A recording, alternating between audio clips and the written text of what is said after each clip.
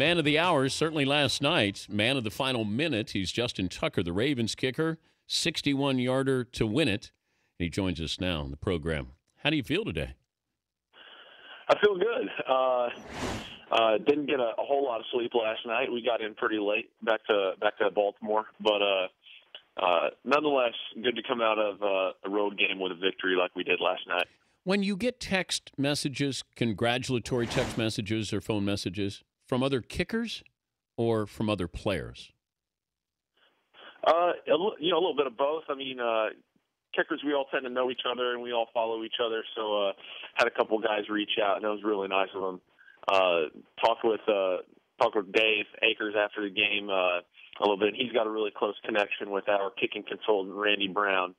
So we all got a chance to talk a little bit, and it's always good to kind of keep that fraternity going. All these kickers across the league. I mean, it's a pretty specific job description, and there are definitely guys that get it. But it's cool to hear from them, and then from other players as well. Did you lobby to kick that 61-yarder? I did a little bit, and usually I don't do that. Usually I'm over there hanging out by the net. Then third down approaches, I make my way to the sideline just so I'm ready to run out there and clear a spot, do things quickly and efficiently. But we got to about midfield. I made it a point to get over there next to Harbs and Jerry Rosberg, our special teams coordinator. What do you say to Hardball as you're kind of leaning, you're kind of buddying up to him a little bit? What do you say? Well, they were having the conversation, between the brain trust of the head ball coach and special teams coordinator, and Randy's of course over there.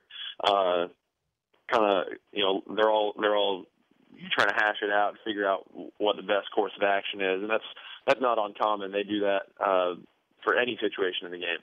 But I'd heard Harb say, "We going to kick this, or we going to go for it?" And then I just kind of jumped. I kind of jumped in there and I said, "I got it." Maybe I hope I didn't make that decision for anybody. But you're Jimmy Chitwood from Hoosiers.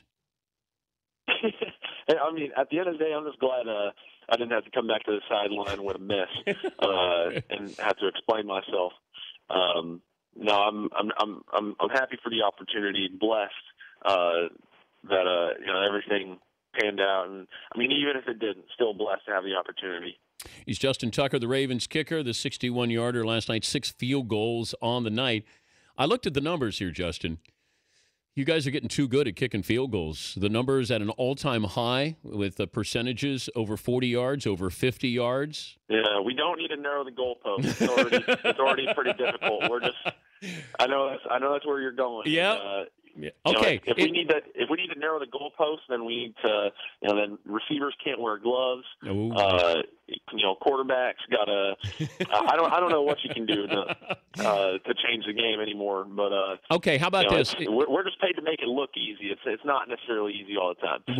What if I narrow the goalpost or I raise the goalpost? Which one would you be okay with? You had to pick one. Ooh, that's interesting.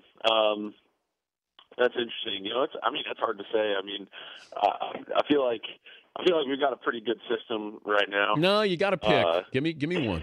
Pick.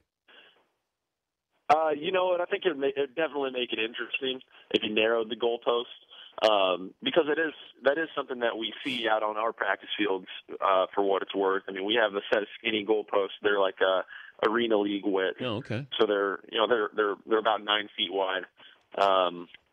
So you basically can, cut the goalpost in half that we currently have, and then take off a couple extra inches, and that's what we have out on our practice fields. It would definitely make it interesting. I don't think it's necessarily the right thing to do right now, but hey, that's just my opinion, and it is what it is. I saw where Huber got popped in the Steelers game, the Bengals punter. They said that kickers and punters are defenseless. Are you? I mean, you can make a tackle. So why are you guys labeled defenseless?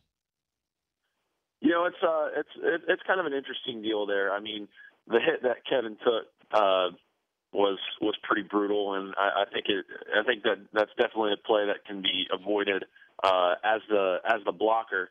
I mean, if you have a clean block on a guy, there's no need to hit him right in the chin strap.